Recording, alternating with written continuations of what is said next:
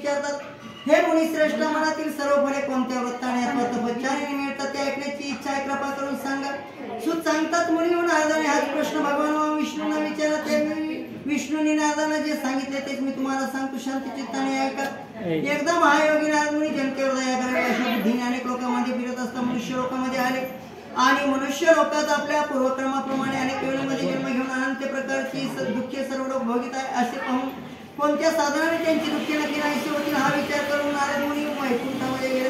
त्या वैकुंठात चार हातात शंखचक्र गदा कमळ धारण केलेल्या पायापर्यंत वनमाळा गळ्यात घातलेल्या स्वच्छ वर्णाच्या नारायण भगवंताला पाहून त्यांची स्तुती करण्याला त्याने प्रारंभ केला. नारद म्हणाले, ज्याचे स्वरूप आणि वमन यांना न कळणारे आहे, जो अनंत शक्तिमान आहे, जो उत्पत्ती मध्यनाशांनी रहित आहे, मूळचा निर्गुण आहे व जगाच्या आरंभकाळी जो तीन गुणांचा स्वीकार करतो, तो जो सर्वांचे मूळ कारण असून भक्तांची दुःखे नाहीशी करतो, त्या श्री सत्यनारायणाला माझा नमस्कार असो. नारद मुनीने केली स्तुती ऐकून भगवान विष्णू नारदाजवळ बोलले. भगवान म्हणाले, हे मुनिवर, आपण कोणत्या कामासाठी आलाय? तुमच्या मनात काय आहे ते मला सांगा, मी त्याचे समर्पक उत्तर देईन. नारद म्हणाले, हे भगवंत, मृत्यू लोकातील सर्व लोक आपण केलेल्या पापक्रमाप्रमाणे अनेक योनीमध्ये जन्म घेऊन अनंत प्रकारचे विविध प्रकारचे दुःखे भोगीत आहेत.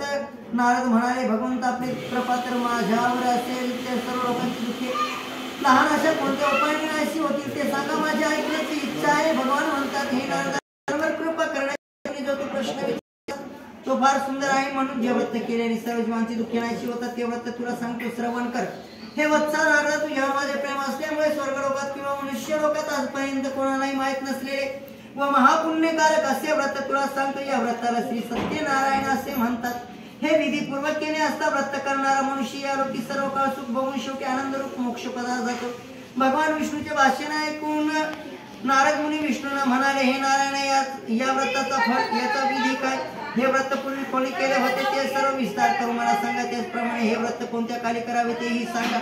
नारदाचे भाषण ऐकून भगवान म्हणाले, नारदा, हे व्रत दुःख शोक यांचा नाश करणारे असून धनधान्य यांची समृद्धी करणारे असे आहे.